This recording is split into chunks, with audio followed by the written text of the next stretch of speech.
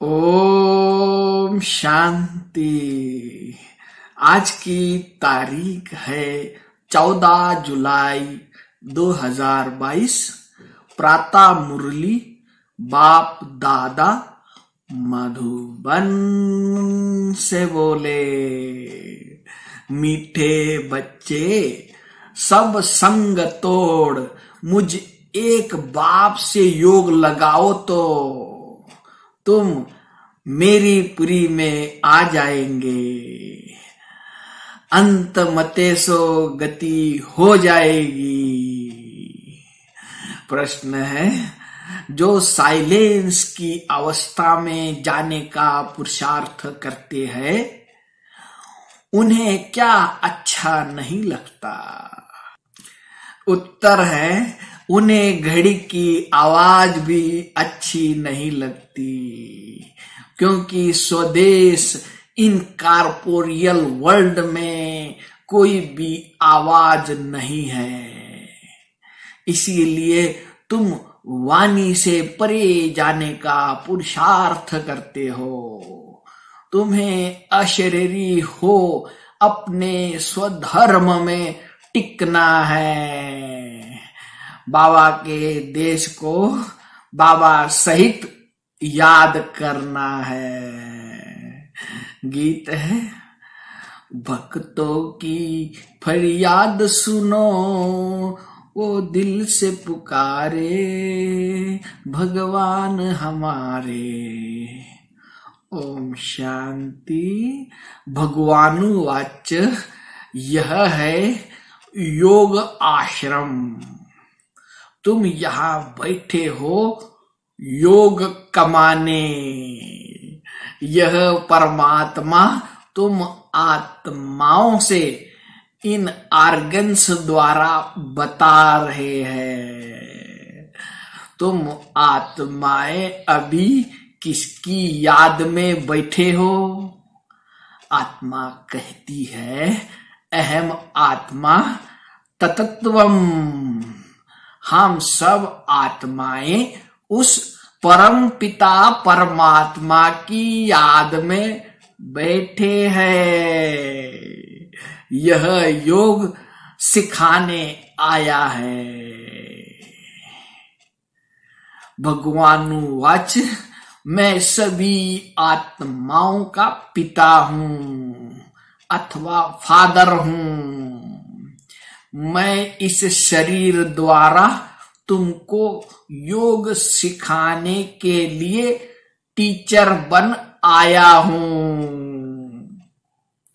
यह तो सहज समझाते हैं, कहते हैं जब जब अति धर्म ग्लानि होती है तब मैं आता हूं। यह वही कल्प पहले वाले महावाक्य अति साधारण शरीर द्वारा रिपीट हो रहे हैं। कहते हैं कल्प पहले भी यही महावाक्य उच्चारे थे, जिसकी गीता बनी हुई है। तो जब धर्म ग्लानि होती है अथवा अनेक धर्म आए उपस्थित होते हैं और देवता धर्म का एकदम नाम निशान गुम हो जाता है, देवता धर्म वाले अपने को हिंदू कहने लग पड़ते हैं। भले पूजते देवताओं को है, लेकिन कहलाते अपने को हिंदू है। जैसे देवता धर्म के बदले हिंदू धर्म रिप्लेस हो जाता है। इसको कहते हैं धर्म ग्लानि। जब वह एक दैवी धर्म का नाम निशान गुम हो जाता है, उसके बदले अनेक धर्म मठ पंथ निकल पड़ते हैं। यही वह कल्प पहले वाली गीता रिपीट हो रही है। यह भगवान वाच्य दूसरा तो कोई कह नहीं सकता।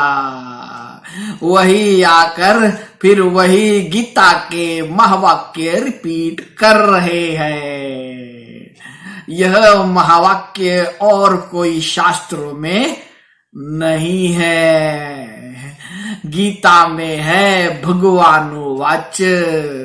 भगवान खुद समझाते हैं, कहते हैं जब अनेक धर्म हो जाते हैं, कलयुग की अंत आकर पहुंचती है, तब कल्प के संगम पर मैं आता हूँ।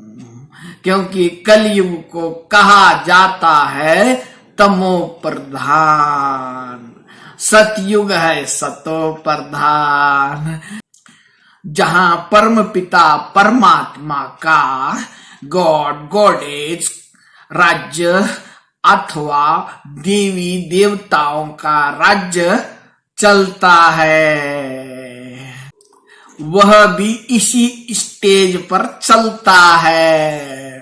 वैकुंठ कोई दूसरी जगह नहीं है। इसी ही भारत में देवी देवताओं का राज्य था, जो अब प्राय लोप हो गया है। परमात्मा कहते हैं गॉड इज नॉलेजफुल। वह एक ही ज्ञान का सागर, आनंद का सागर, सुख का सागर है। उनके सिवाय और कोई में भी गॉडली ज्ञान है नहीं। तो दूसरा कोई को ज्ञानी कैसे कह सकते हैं? वह कहते हैं कि यह नॉलेज देने के लिए मुझे ही आना पड़ता है। तो ज्ञान अमृत से पवित्र बनाए अपने साथ ले चलूंगा।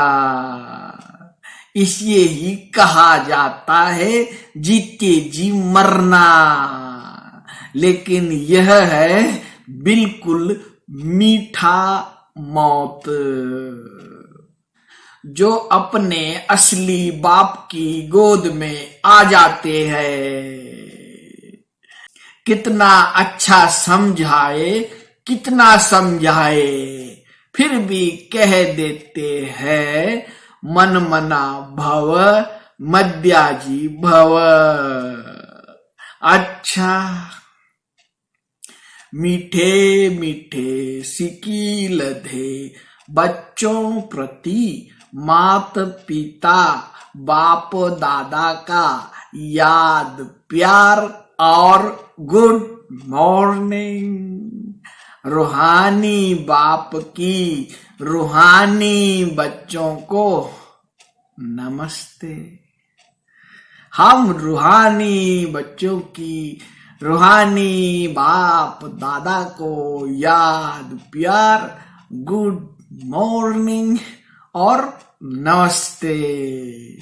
धारणा के लिए मुख्य सार पहली पॉइंट है अपने असली स्वधर्म में टिक अशरीरी बन बाबा के देश को बाबा सहित याद करना है, साइलेंस में रहना है।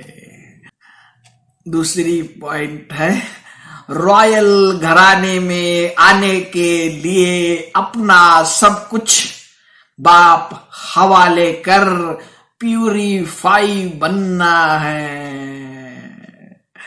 वरदान है बाप द्वारा प्राप्त हुई सर्व खजानों को कार्य में लगाकर बढ़ाने वाले ज्ञानी योगी तू आत्मा भव। बाप दादा ने बच्चों को सर्व खजानों से संपन्न बनाया है, लेकिन जो समय पर हर खजाने को काम में लगाते हैं, उनका खजाना सदा बढ़ता जाता है। वे कभी ऐसे नहीं कह सकते कि चाहते तो थे लेकिन हो गया। खजानों से संपन्न ज्ञानी योगी तू आत्माएं पहले सोचती है फिर करती है। उन्हें समय प्रमाण टच होता है, वे फिर कैच करके प्रैक्टिकल में लाती है। एक सेकंड भी करने के बाद सोचा तो ज्ञानी तू आत्मा नहीं कहेंगे। स्लोगन है, स्वभाव और विचारों में अंतर होते हुए भी स्नेह में अंतर नहीं होना चाहिए। अच्छा, सभी मीठे मीठे प्यारे प्यारे भाइयों तथा बहनों को प्यार भरा ओम शांति।